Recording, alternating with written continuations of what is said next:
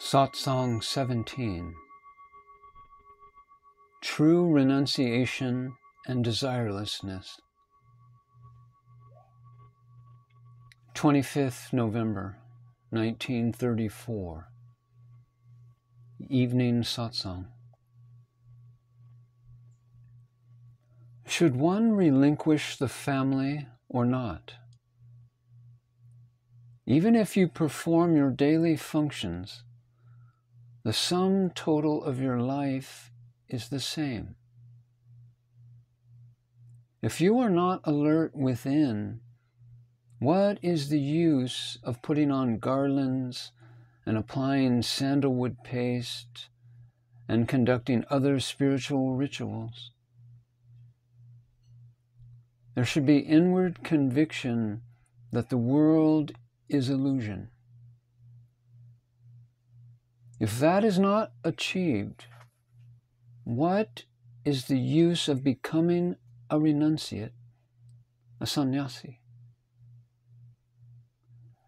If you are fully aware that this illusory world is false, and you function in this world with detachment, what is wrong with that?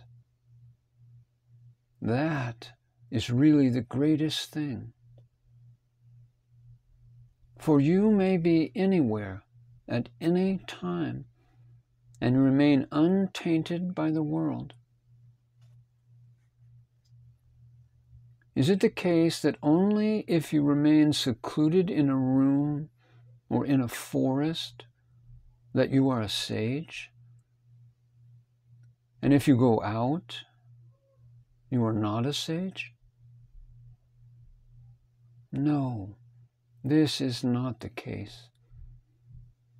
You must be inwardly detached.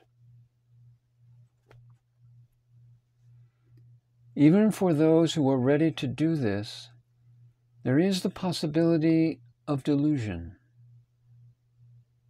With the utmost care, you must treat the 5 elements with respect, for they will ensnare you. Do not think that the 5 elements are benign.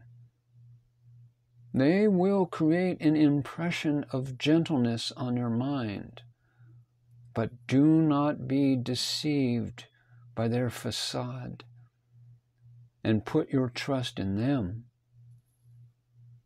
Do not forget that they are only putting on an act of being docile.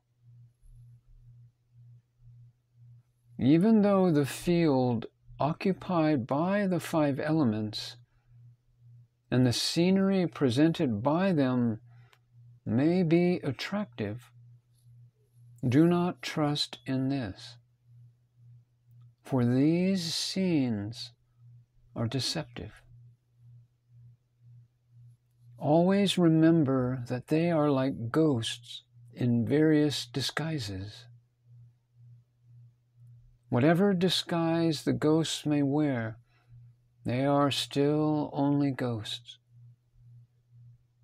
You are not like the ghosts.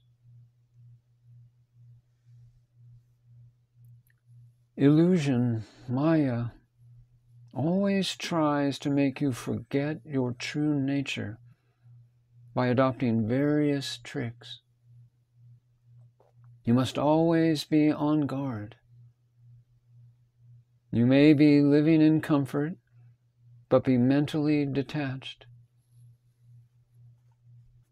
One should remain in a state of desirelessness in one's mind, speech, and actions. Live in Brahman as Brahman.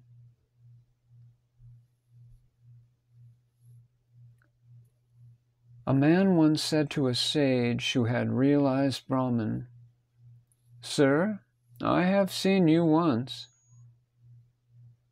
And the sage said, "You could not have seen me. I am not as you see me. I am not as I appear to you. I am quite different."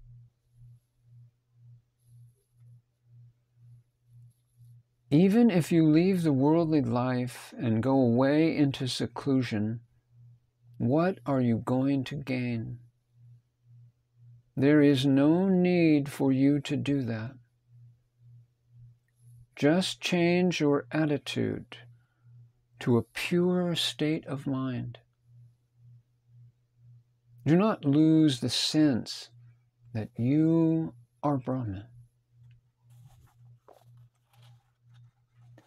In deep sleep, both the king and the pauper are equal. That is called equanimity. To be in the world is painful. Come to the understanding that the world is an illusion. Then you will experience joy and contentment, even in this world appearance.